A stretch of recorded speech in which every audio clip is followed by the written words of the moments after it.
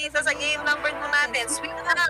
Ano ba ang pangalawang kwento ng pangalawang pagtatapat nitong School of Epic at University of Bidabida? Or mabalik tayo sa 2-1 na score. Dahil ngayon hawak na po ni Aldous na, by the way, Jungler. Aldous ito, 40. Okay. Tatanungan natin. Alam na natin, stocks before anything else, yun yung kasabihan ng mga Aldous user eh. Kailangan ng stock at mabilis naman mag-clear ng minion wave or mag-clear ng jungle camps ng Aldous. And sa akin din maganda din yung match-up ng expert in Esmeralda. Alam yung expert doon.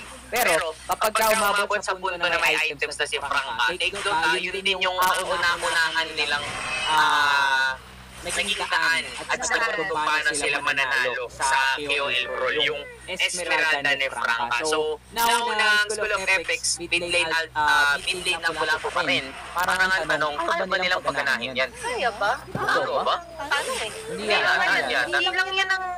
Sabihin natin lamang si Sheer kay Franka. Kaso ang problema, may carry po. May true damage pa rin po ang sagot sa lahat. Si Elgin man yan, si Aldous man yan mamaya. Kailangan nilang ingatan, of course. Pero alam ngayon, alam mo na lang kay Althea yan. Althea, all to the gold. Kahit pa paano kaya niyang protektahan yung sarili niya. May flicker yan. Tapos eventually later on, may black shoes. Pero ngayon, parang kahit in paper, di ba, ang export talaga. Parang masasabi na natin may kalamangan ng konti sa export. Ito, mga sumapak eh. Nakasalubok, nagkadabagaan pa lang ng shoulder. That's worth it. Alam mo na kung bakit tinatanggal yung Aldous ni Aldous. Di ba, kahit sino, pwedeng kotongan yan eh. Kahit sino, pwedeng patayin yung full kill na yun. Gusto niya ng ano yun, gusto niya yun kasi madadagdagan yung stocks niya. Di ba, so mukhang School of Epics, mukhang alam na naman nila kung paano paganahin yung lineup nila for the first part of the game. Pero for University of Philippines, nasa kanila pa rin yung gold team. 100 lang naman yan, masyado pa yung maliit, masyado pang immaterial, makakaloon sa likuran si Tripping, si Gigi ang namataan. Nakasecure ng isang kill. Echo, nandun agad si Bebo ng Turtle, makakuha ng bawi, from low on health, Tempest of Blitz para kay Side and Share will go down. Aldous dito, kinapawangan ng konti pero hindi yun magiging enough para pigilan ang University of Philippines sa pagkuha ng Turtle para si Althea. Trabaho lang doon sa gitna, doon sa baba.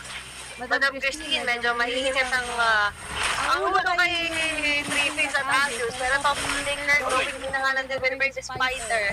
Makakakuha ng isa doon si Trippings. Ito nga lang yung eventual na 50-50 pa rin ulit tayo. Pero maganda kay Side, bumawi agad siya doon sa naging first blood sa kanya. Going forward, the big objectives such as the Turtle nga, pero hindi nila napapansin si Althea. Katulad niya siya po, trabaho lang. Nakakakuha na gold plating, extra gold din yan. Tapos ngayon, apat hindi nila idadive, sayang, kay Echo. Kay Echo. May sinasabi dito sila, ano? Sila Madam Mimio. Meron din daw po bang pamigay na epic skin sa Aldous. Parang kung mag-MVP daw po may magbibigay pa, wala. University of Philippines na naman yung magbibigay eh, no? Pero sabi na lang. Kasi nila naman sila Madam Christine, ang dami naman nilang pinapabigay, pero ay, hindi pwede yung hilingin yan kaila. Trippings, i-mention nyo sila. Para, ano rin, kasi, di ba kanina ayaw nyo mag-open yung support sa School of Epic. Ngayon, tayo mag-mention sa kanila. Ganun lang yan. Give and take. Siyempre, si Madam Christine, siyempre, parang nung nakaraan, bota na siya ngayon. Dami yan eh. Eto, bota talaga. Natawa na lang si Madam Sheer eh. Natawa na lang siya, good vibes. Pero, ay medyo nagmumula tayo. Ano tututukan natin? Top, hit, or footman niya. Pero tingin ko sa jungle. Sa jungle tayo direct kasi si Side, hindi ko kay Aldous. Kaya nga eh. Tutulungan ka na namin kung saan tayo tumutok. Dahil nandito na nga din sila LG. Pero for me, parang si Side, testing the water pa rin. Pupuntahan, sinusundan ni Aldous, na rin ka-cancel out. Dito kayo makakakita na magandang bakbakal sa Turtle Fight. Oo nga. Ang tanong ba, i-contest ba ang School of Epics? Kasi dun sa gitna, medyo low on health na. Si Kuya Elgin. Ngayon, sumisilip ang 2,103 ng labanan. Masyadong malayo si Aldous. Dinamit din kasi yung retry niya kanina. dun sa purple nung tinayuan siya ni Sight dun sa gilid nun. So ngayon, ang University of Bida-Bida, nakikita natin unti-unti na naman nilang nakukuha yung kalamahan na meron sila. Kagaya nung nagawa naman nila kanina, pero School of Epics, kailangan pa rin nilang pagkaroon talaga ng stocks eh. Itong si Aljus, kailangan pwede na siyang makihati dun sa experience sa Golden sa main lane. Basta may makikitang kalaban o creeps, kukunya kanyan, makikita nyo. Anything can happen talaga. Pero ngayon, wala mo na yung mga kotong, ganyan. Sa University of Bida-Bida, nakikita natin yung simpleng akala natin na parang hindi naman totally inagaw ni Side yung purple. Malaking bagay kasi nga, na-delay yung referee. Na-spell ni Aljus, di ba? Kasi ginamit niya nga agad. And this time, pinaprotekta nila si Echo. They know na isa talaga to sa mainit sa mata, especially for that DPS 2 damage carry. And for now, sinunod pa rin ng School of Epic yung kanina na nakarely sila heavily din sa kayang gawin din ni Althea. Mage, gold lane pa din sila. Pero ngayon si Side, will still try and contest that purple at magtatagumpay yata sila sa pagkakataon na yun. Walang nagawa dito ang School of Epics. Parang ang hirap din kasing pigilan ng Link, ang hirap pigilan ng Esme. Kahit na meron silang crowd control, tatlo naman yung naka-purify sa University of Bida-Bida. Tapos yung Link, meron pa yung Tempest of Blades na kaya din niyang umiwas. Ngayon, napa-black si Althea. Ang tanong kaya mo mabuhay kasi kagaya din pa doon na nitong si Sight, Aljus to the rescue, hindi yata enough yung stocks para makakotong sila. Nandyan si Trippings, mag-flicker in, pero enough yata yung heal. No sir, mamamatay pa rin naman si Didi, pero ang kapalit doon ay ang buhay. May Trippings, Christine is slow, pero si Franca is there, kakalundun sa likuran, zoning out Aljus, killing Aljus on the equation. University of Bida-Bida, they can actually go for the push doon sa bottom lane at si Kuya Elgin. Alam niyang wala na siyang kakampi, alam niyang wala na siyang katulong, re-respeto na lang, pero si Kapitana, trabaho na lang din muna sa itaas. Okay din yung ginawa ng leader kahit paano, pero sa ngayon, may turtles na makukuha ni Side. So it's safe to say na magkakaroon tayo ng konting gap pagdating sa ating mga junglers. Pero technically kasi for School of Epic, kailangan pa rin nilang i-prolong mag-antay kasi nga it's all about the stacks for Naldus pa rin talaga. So kaya na itong mga 1-hit delete mamaya or 2 hits. 2-punch delete, di ba? Lalo na't medyo nakikita nga natin ngayon na hindi naman siya totally na siya shutdown. Nakakakuha pa rin kahit paano ng wave ng minions. At sa ngayon, maganda naman ang nakikita natin for the side din ni Trippings. Kaso nga lang, kailangan nilang iwasan yung mga asim, jump in moments. May Tore. Malaking bagay pa rin ang Tore. Pero ngayon, ito yung malaking bagay para sa University of Bida-Bida. Paano ba nila tatapusin to ng hindi daw sobrang mabubugbog ayon nga kay Madam Christine. At kailangan nga si Side. Yung saktuhan lang, kumbaga. Pero tingnan natin, medyo, syempre, hindi naman na may pigilan ang kalakasan. Good thing, no, andun yung kill. Pero si Aljus, yung ganong mga pick-ups ang kailangan nila para makabawi.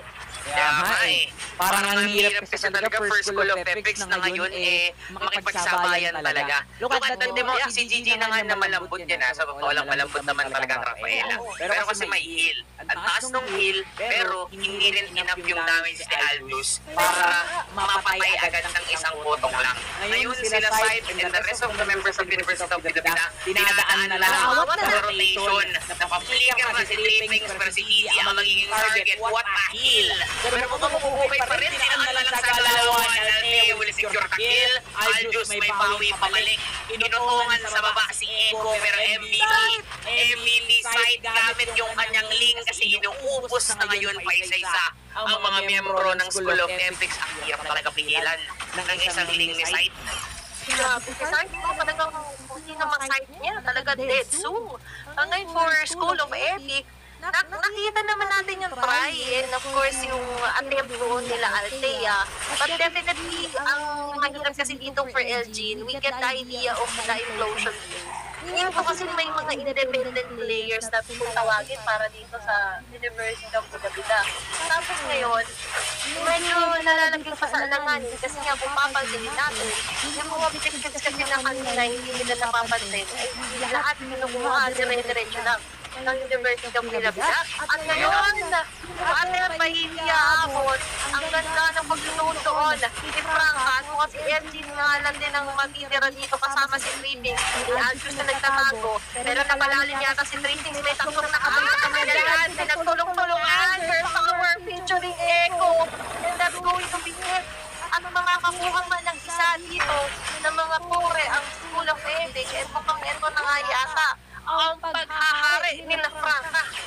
Grabe talaga. Yung sustainability, yung zone potential plus, parang hindi sila mapatay-patay dito because of the heal na nanggaling kay Gigi. Di ba parang ang hirap ng pumatay kasi wala naman talagang innate damage dito ang School of Ethics. Pero sa kabilang side kasi, nandyan si Madam Christine, nandyan si Echo, nandyan si Franca, si Side na grabe na rin yung KDA ngayon, and even si Gigi na kung hindi nyo pa mapapatay basta-basta yung mga kampi ko, i-heal ko pa sila. So ang School of Ethics, they're really having a hard time ngayon. Yung si Trippings na kanina sobrang ganda ng galawan, ng gameplay niya. Ngayon medyo nahihirapan siya. Umabot na sa punto na tinanggap niya ng mamamatay siya, tumipin na lang siya sa tabi ng tatlong kalaban niya. Pero, Marty, ang what a heal talaga para kay Gigi. Kung ako lang, parang hindi na si Gigi ngayon na ma-squish. Ako naghirap for University of Bida-Bida kasi kaya may waste din na kubo sa kanya. One heal. Tapos, yun na. Nakakapag-lakad-lakad. And ito, kampi po dito yung Rafaela ni Gigi. So, hindi naman kung titignan, parang siya yung possible na pinakabayable na target sa sitwasyon ngayon na hindi not anymore. Hindi na talaga. Need for University School of Epic. Ngayon, medyo hype. So, I think, naman lang nila naman kasi woman setup is all. Ito na pa rin eh. Oo. Din with Tama. sobrang responsibility kay ni Elgin sa bank. No pressure. Hindi masyadong gawin yun kasi natin kailangan lumapit. Hindi naman namin ng range yung mga dito. Tama. Diba ni Ego? Ayan yan. Kailangan lang ng type for school. Okay, kailangan nila ulit mag-rank up. Mukhang ang kailangan nilang i-contest is eventually may site na nag-aabang. Maganda na superior din yung school paano. Diba? Armor. Ay, sa taas ah. Walang magawa. May sasasalang fight.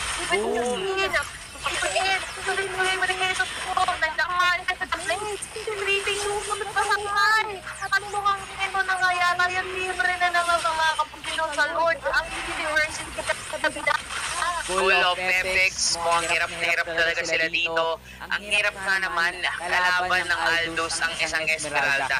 Nanakawin lang nang nanakawin yung shield mo. At talagang ang hirap eh. Parang gusto mo lang mag-stocks pero merong kontrabida. Sinabi kasi nila kanina magiging kontrabida daw ang bida-bida. Ayan, nagiging kontrabida sa pagkuha nila ng manalo. School of Epics ngayon, kanina na-point out mo, one heal is enough para kay Gigi para isalba yung tropa niya. Yung one hit naman ni Aldous, hindi pa enough. The stocks are not enough as of this moment. Ayun o, tinitipihan na sila nila kapitana, ni Gigi. O, hindi emote-emotean pa. Diba?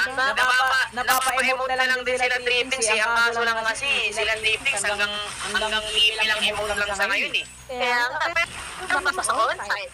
Ako interesado pa yung libre lang ng may UNT. Grand Finals na nariyak sa Puyana ng KOL Go Season 2. Meron po 1 kill, 1 hit. Ang kailangan ko, kailangan kaso hindi siya din kasi sa pagkakataon na ito, part ng lupor na itong parino. At ito naman ang pinagkita at ito Lord, medyo nakalahati niya lang natulog ano ngayon yun, sinabi niya medyo namin sa bibigyan sa kanya ng University of Bida-Bida. Hindi rin naman nila nilalima at hindi nila ikit naman ng sobra. Nakalip pa rin nila of course yung pag-flow na minulwing nila na ngayon sa School of F. Hindi nila na pag-iso, hindi nila masyado todo nila maximize.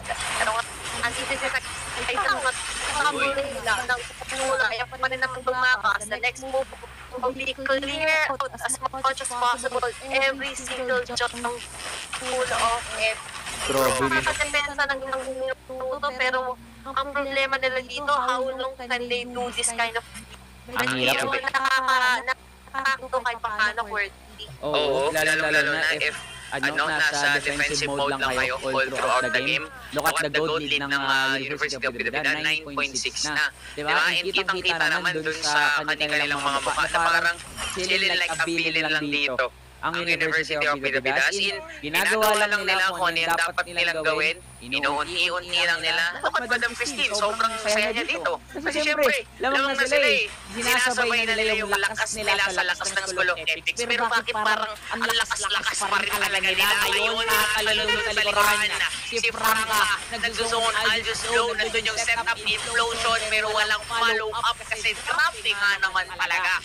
Yung damage ni Franca dun sa likuran, mapapauwi sa mga miyembro ng School of Ethics. Can they end this one? Tatalon si Franca. Mukhang magta-tower lang na dito ang University of Bida-Bida. Nandyan si Aljus pero hindi enough yung autumn niya para palayuin ang mga bida. At magta-tower lock na sila side University of Bida-Bida.